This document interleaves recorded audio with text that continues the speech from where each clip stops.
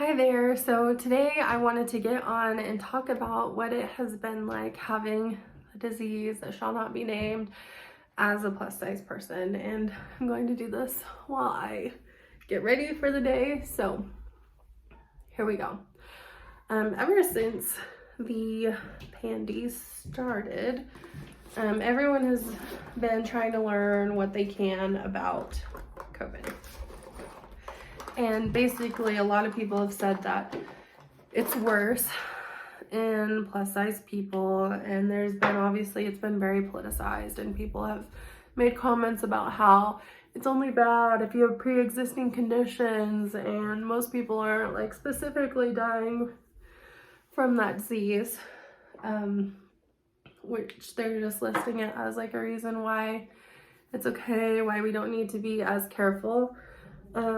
And the hard thing about that as a plus size person is obviously I'm existing with a very big pre-existing condition for this disease, and it's just not as simple as just lose weight, because for a lot of plus size people, like if we could lose weight we would have by now, and losing weight rapidly is not exactly healthy. So it kind of leaves us like in a hard position. So obviously I've been trying to like eat healthy, and I've been taking the supplements that I've read online, can be helpful. And I am a certified yoga teacher, so I've been like trying to do my workouts and stay on top of my yoga routine just to like, help with my health, both mentally and physically. But all of this while knowing, like, as a plus size person, that people inherently think I'm less worthy of being, safe from this disease, and like kind of less worthy in general in their opinion. Like that a lot of people think that being plus size is like a moral failing or a character failing or a representation of what's going on mentally, which can be true, and it can also be untrue. So all that to say, for the last couple years I have tried very hard to keep myself safe, knowing that it's maybe riskier for me if I were to get sick. And unfortunately, you can't just hide away for your entire life, or at least I can't. I have 3 young children who need to be out and about doing the things, socializing. I have a job. I'm a writer, so I can work from home, but that's not always the most productive way for me to be, especially 3 young children. So all of that to say, I got sick, and I got symptoms on Friday, and like about midday I started feeling kind of tired, and by that night I felt completely miserable. I had I had a headache, I had body aches, I was so tired. I just felt like all I wanted to do was just lay down on the couch and sleep. And so that's what I did. And for the next couple of days, I was just very fatigued, had like a cough, had body aches, felt generally pretty miserable. And then I was cooking for my family because, being a mom is a full-time job. It never stops. I was cooking for my family, and I realized like, oh, it was baked oatmeal, like a baked apple oatmeal with cinnamon, and that usually smells really good. And I realized like, oh, I can't smell the cinnamon. And I was like, crap, I can't smell cinnamon. And I got out like vinegar, and I like tried to smell the vinegar, like the top of the vinegar dispenser, and I couldn't smell anything. And so I like poured some out on my wrist, and my husband's like, what are you doing? And I was like lifting it up to my nose. I was like, I can hardly smell this at all.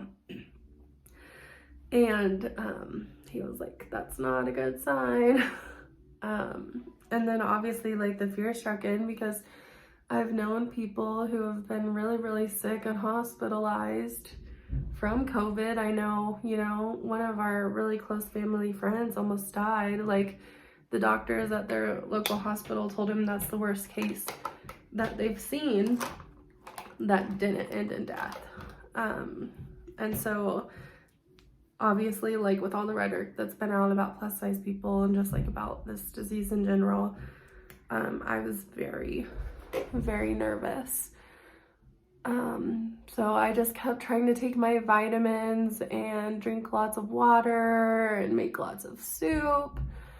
And obviously, you know, yay capitalism, I had to think about like, well, what am I gonna do if I can't work on Monday? And what's my husband gonna do? What are we gonna do if our nanny can't come over? And so we went to take a test, and it's crazy here where I am in Colorado. There's like a drive-through testing site, and there were cars lined way up. And of course there were no at-home tests available. That was like my first option. I looked for at-home tests, and they just didn't have any in any of the stores. So that was that wasn't an option. And so we did this drive-through one, and we waited in our cars. The National Guard were the ones actually like running it and putting it on, which was crazy. Like, to see these people in military uniforms like running this, it felt like a Hunger Games or like a post-apocalyptic novel happening, you know, in front of my eyes. And so we went through this, we did the test, and then had to wait for a couple of days to see whether or not it comes back positive or negative. Meanwhile, like, you know, guidance from the CDC says it's okay to be around people within 5 days, and I'm still, you know, feeling bad and not able to like breathe fully or like smell anything.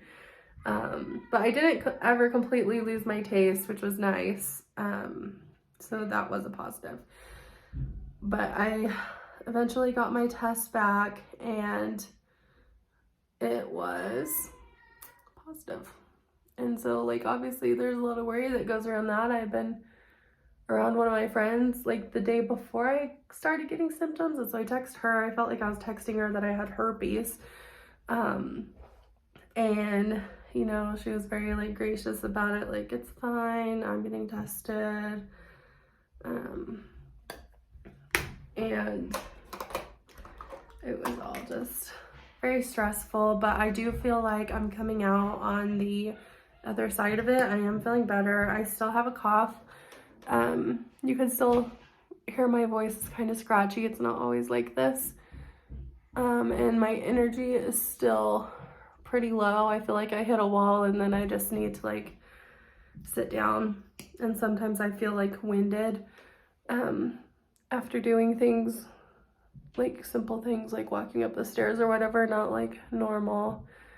So I'm just trying to be really gentle with myself until I feel 100%. But I do feel like I probably will make it back to 100%.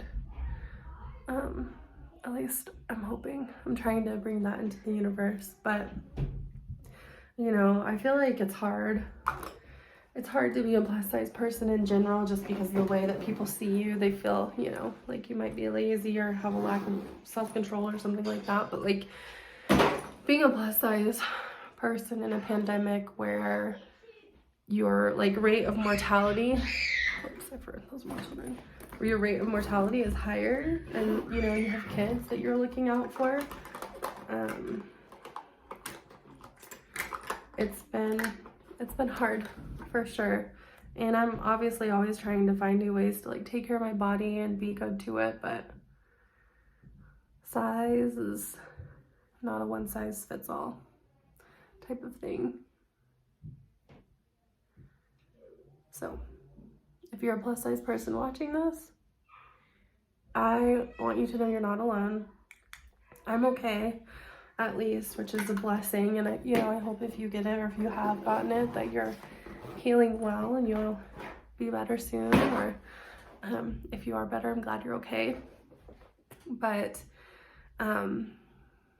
yeah, it's hard. If you're not a plus size person, just be kind. Maybe don't talk about how easy it is to lose weight, because it's not. Like, I've had people tell me, oh, you should just go on a 20-minute walk every day and cut out some sugar. Like, cool, thanks. I haven't tried that before. But we're getting better. I'm glad you were here for this get ready with me. I feel like I'm looking pretty good.